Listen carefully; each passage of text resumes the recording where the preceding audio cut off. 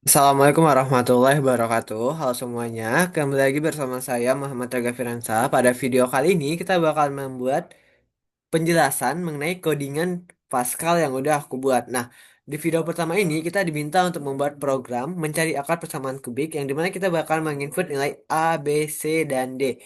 Kemudian dari program kita itu dia bakal menginput nilai dari X1, X2, menginput, mengeluarkan atau mencetak nilai X1, X2, dan X3.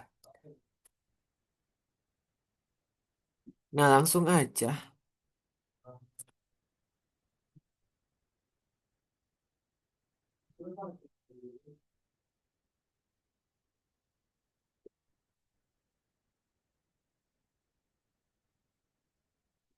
Nah, di sini kan kita tuh bakalan menginput nilai A, B, C, dan D. A, B, C, dan itu didapat dari persamaan ini. Nah, persamaan kubik kita ketahui bahwasannya AX pangkat 3 plus BX pangkat 2 plus CX plus D sama dengan 0. Nah, di sini kan kita diminta untuk input nilai dari A, B, C, dan D. Jadi kita bakalan memasukkan variabel A, B, C, dan D dengan menggunakan tipe data real. Nah, selanjutnya habis memasukin A, B, C, dan D, kita pakai keistilahan. Nah, di sini kan aku ada rumusnya nih. X1 itu min B per 3A min 1/3A akar sekian, sekian, sekian. Nah, kalau kita masukkan ini secara langsung, itu codingannya bakalan error soalnya kan terlalu panjang. Jadi otomatis di sini kita pakai permisalan aja. Misalkan di sini kan ada min b per 3a. Nah, min b per 3a ini kita bisa jadikan satu variabel aja ke bagian sini. Aku menggunakan variabel p. P ini sama dengan dari nilai min b per 3 dikali a. Terus untuk yang bagian di dalam akar ini karena 1/3 ini kita belum masukkan, akar 1/2 ini belum kita masukkan, kita masuk ke bagian yang kayak kayak dia tuh bakalan berhubungan dengan X1, X2, X3 yang bakalan ada samanya. Jadi kita jadikan permisalan. Nah, di sini kan ada dua b pangkat 3 min 9 AB C plus 27A pangkat 2 D plus. Ini kan ada akar lagi. Jadi kita fokus dulu ke bagian sini. Jadi di sini kita pakai Ki. Ki itu 2 dikali B pangkat 3. B kali B kali B. Dikurang 9 dikali A kali B kali C plus 27 dikali A pangkat 2 kali A kali D.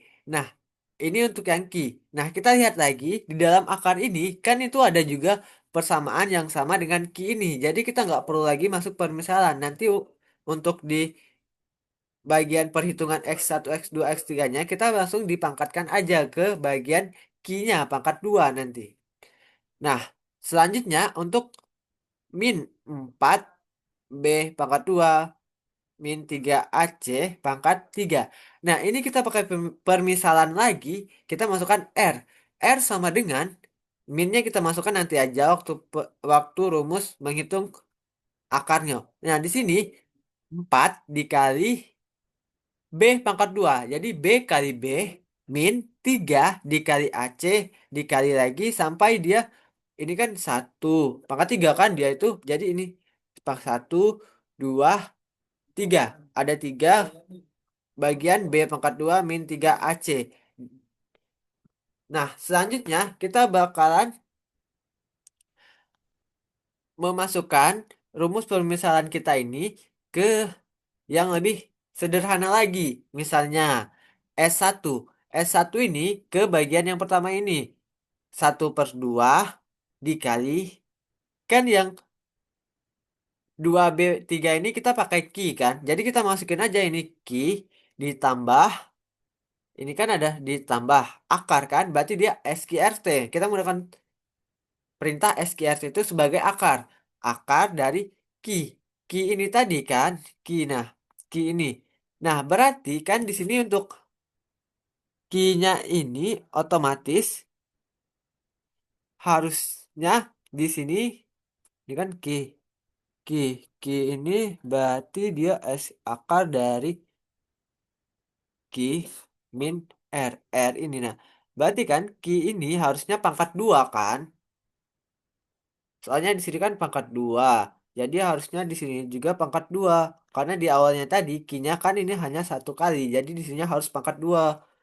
Nah, ini lupa berarti aku masukin. Ki kali Ki.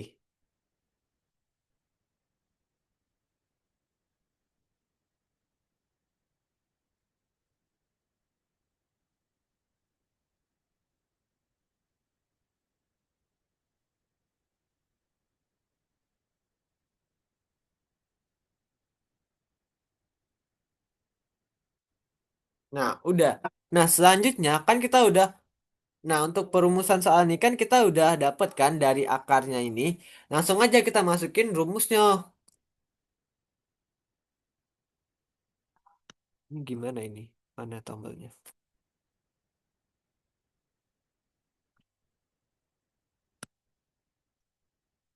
Ini kita kecil dulu.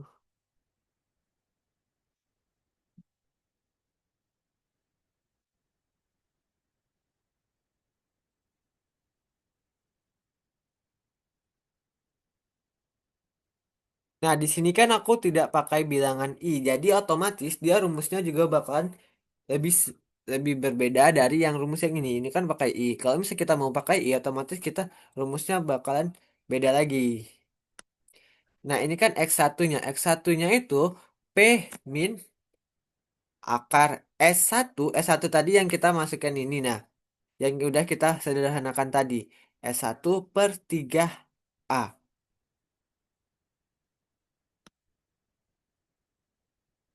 Maksudnya ini power S1 pangkat 1/3 dibagi 3 dikali A. Terus yang ini min power S2.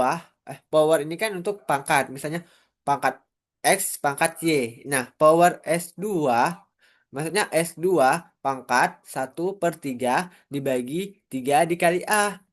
Terus yang X2-nya itu P plus 1/6A dikali pangkat S1 S power S1 pangkat 1/3 ditambah S2 pangkat 1/3 ditambah SQRT 3 akar 3 dibagi 6A dikali S1 pangkat 1/3 dikurang S2 pangkat 1/3. Terus yang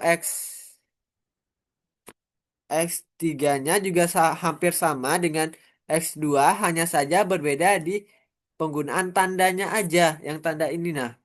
Yang di bagian habis S2 1/3 min. Nah, di sini kan kita menggunakan plus untuk X2 dan X3 itu menggunakan min. Nah, coba kita hitung. Kita coba jalankan programnya. Nah, ini programnya ya, teman-teman. Nah, misalnya kita masukin nilai A-nya itu 3, nilai B-nya 2,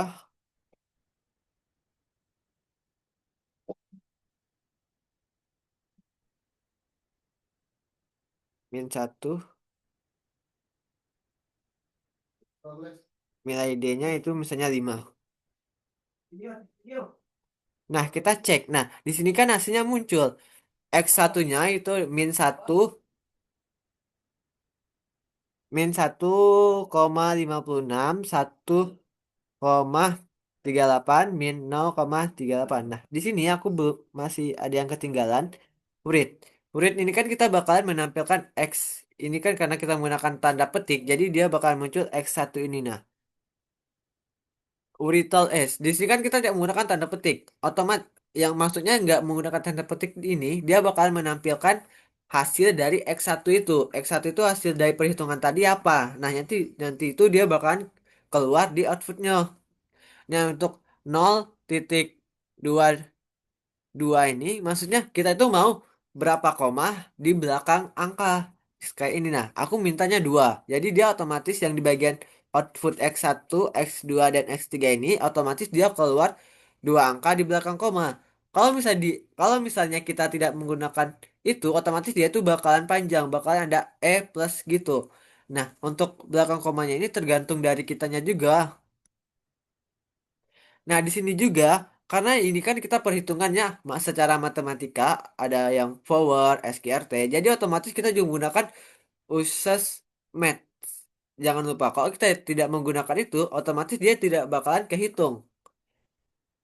Dan juga untuk variabel yang kita gunakan di sini tadi kan ada X1, X2, X3, P, Q, R, A, B, C, D, X1, S1, S2 itu tuh harus kita masukkan ke bagian var agar dia itu kebaca. Kalau misalnya dia tidak ada di bagian var ini, kalau misalnya di bagiannya ada, itu bakalan muncul di sininya error kok.